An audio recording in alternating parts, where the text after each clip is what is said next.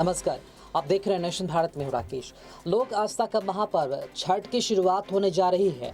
बुधवार 18 नवंबर से इस पर्व की शुरुआत होगी। नहाय खाए के साथ ही छठ महापर्व का जो शुरुआत है वो हो जाएगी। बड़ी पवित्रता के साथ इस पर्व की शुरुआत होती है। छठ ऐसा महापर्व है जिसमें घर के सारे सदस्यगण एक साथ होते हैं, एकजुट होते हैं और लोक आस्था का महापर्व इसलिए कहा गया है कि इस पर्व में बड़ी खूबसूरती के साथ, बड़ी पवित्रता के साथ प्रकृति की पूजा की जाती है। महापर्व छठ की जो शुरुआत होती है बुधवार से ही हो रही है और इसके लिए पूरे बिहार में घाटों के लिए गाइडलाइंस जो है वो जारी कर दिए गए हैं।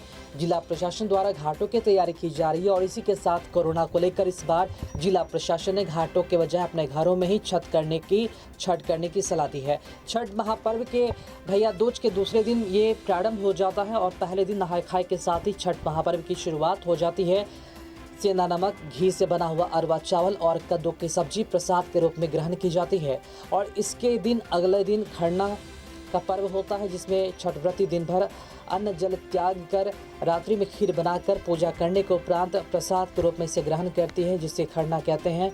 और खीर और रोटी प्रसाद के रूप में अन्य लोगों को भी इसे प्रसाद के रूप में वितरण किया जाता है और बड़े ही सब चाव के साथ प्रणाम करके इस प्रसाद को ग्रहण करते हैं। खरना के अगले दिन यानी कि 36 घंटे का जो निर्जला उपवास छठ व्रती के लिए ये शुरू हो जाता है और यहीं से ये जो कठिन पर्व है वो देखने को मिलती है। बड़ी आस्था और श्रद्धा के साथ जो छठ व्रती होती है 36 घंटे का निर्जला उपवास रखती हैं।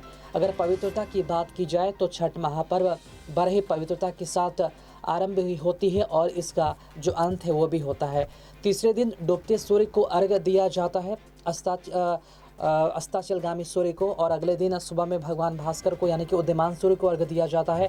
इस पूजा में पवित्रता का भी विशेष ध्यान रखा जाता है। लहसुन प्याज वर्जित पूरी तरह से होता है और जिन घरों में यह पूजा होती है वहाँ पर भक्ति गीत गाए जाते हैं, छठ के गीत गाए जाते हैं और अंत में लोगों को पूजा का जो प्रसाद है वो दिया जाता है। और इसी के साथ साथ जो छठ व्रती होती है आखिरी चौथे दिन पढ़ना करती है और इसी के बाद इस पर्व का जो समापन है वो खत्म हो जाता है और इस तरह लोक आस्था का महापर्व जो छठ होता है वह संपन्न होता है। और इस पूजा में अगर कहें तो पूरी तरह से प्रकृति की पूजा होती है। प्रकृति द्वारा दिए गए जितने जो फल होते हैं इस नए मौसम में जितने भी फल होते हैं उससे पूजा होती है। सूर्य देवता की पूजा होती है। सूर्य देवता मात्र ऐसे साक्षात देवता हैं जो छठ के दिन वो उनका साक्षात दर्शन करने के साथ ही उन्हें अर्घ्य दिया जाता है। और इस छठ पर्व का कहीं न कहीं जो महिमा है बहुत ही बड़ा माना जाता है। कई सारी मान्यताएं हैं कि जो छठ व्रती होती है अपनी मन्नतें मांगने के लिए छठ व्रती इस छठ व्रत को पूरा करती है और जिनकी मन्नतें पूरा हो जाती है तो उसके उपलक्ष्य में भी इस छठ व्रत को किया जाता है। नेशन भारत में खबरों का सिलसिला जारी है। खबरों में अपडेट बने रहने के लिए आप देखते रहे नेशन भारत। साथ ही हमारे वीडियोस को लाइक करें, शेयर करें और हमारे यूट्यूब चैनल नेशन भारत को सब्सक्राइब करना ना भूलें। नमस्कार।